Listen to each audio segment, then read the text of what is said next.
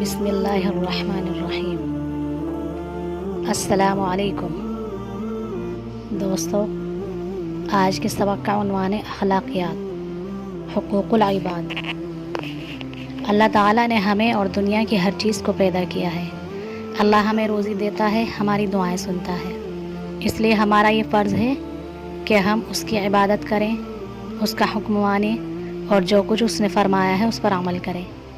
یہ سب اللہ تعالیٰ کے حقوق ہیں جن کو حقوق اللہ کہتے ہیں۔ اس کے ساتھ ہی ان لوگوں کے بھی حقوق ہیں جن کے ساتھ ہم پڑھتے ہیں، جن کے ساتھ ہم مل جل کر رہتے ہیں۔ چنانچہ خدا کے بندوں کے ساتھ اچھی طرح ملنے اور ان سے اچھا سلوک کرنے کو حقوق العباد یعنی بندوں کے حقوق کہتے ہیں۔ والدین کے حقوق یعنی پیرنٹس کے حقوق۔ بندوں میں سے ہمارا قریبی تعلق ماں اور باپ سے ہے۔ ماں اپنے بچوں کو تکلیفیں جھیل کر پالتی ہے اور باپ مشکلات برداشت کر کے بچوں کے کھانے، ان کے لباس اور لکھنے پڑھنے کا بندوبست کرتا ہے۔ اس طرح ماں اور باپ کی کوششیں بچوں کو سمجھدار اور قابل انسان بنا دیتی ہیں۔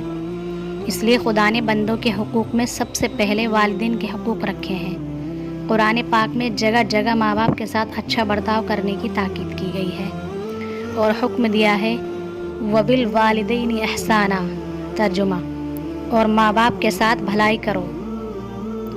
ایک دوسری آیت کریمہ میں یہی حکم اس طرح دیا ہے وَوَصَّيْنَا الْإِنسَانَ بِوَالِدَيْهِ حُسْنًا، ترجمہ، اور ہم نے انسان کو اپنے والدین کے ساتھ نیک سلوک کرنے کا حکم دیا۔ اللہ تعالیٰ اور اس کے رسول کے حکم کے بعد ماں باپ کے ساتھ نیک سلوک کرنے اور ان کا حکم ماننے کی تاکید کی گئی ہے۔ جو بچے ماں باپ کا کہنا مانتے ہیں وہ ہر طرح ترقی کرتے ہیں، خدا ان کی مدد کرتا ہے اور ان سے خوش ہوتا ہے۔ ماں باپ کو ناراض کرنے سے خدا ناراض ہوتا ہے۔ ہمارے حضور صلی اللہ علیہ وسلم کے ایک صحابی حضرت اسامہ نے آپ سے والدین کے حقوق کے بارے میں سوال کیا۔ آپ نے فرمایا، تمہاری جنت تمہارے ماں باپ ہیں، اگر وہ تم سے خوش ہیں تو تم بہشت میں جاؤ گے۔ اس لیے ماں باپ کا حکم ماننا ضروری ہے۔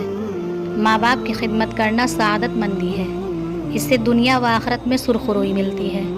خدمت کا مطلب یہ ہے کہ ہم ان سے اپنا کام لینے کی بجائے ان کا کام کریں، ان کی ضرورت کی چیزوں کا خیال رکھیں اور انہیں ہر طرح کا آرام پہنچائیں۔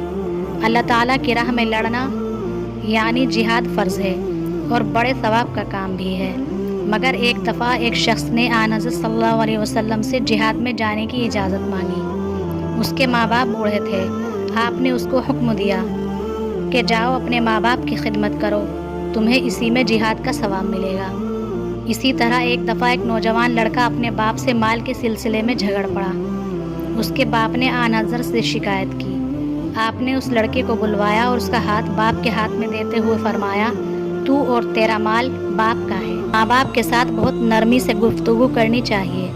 قرآن مجید میں ہے فَلَا تَقُل لَّهُمَا أُفٍّ وَلَا تَنْهَرْهُمَا وَقُل لَّهُمَا قَوْلًا كَرِيمًا وَاخْفِضْ لَهُمَا جَنَاحَ الذُّلِّ مِنَ الرَّحْمَةِ، ترجمہ، تو ان کو اف تک نہ کہنا اور نہ انہیں جھڑکنا اور ان سے بات ادب سے کرنا اور عجز و نیاز سے ان کے آگے جھکے رہنا۔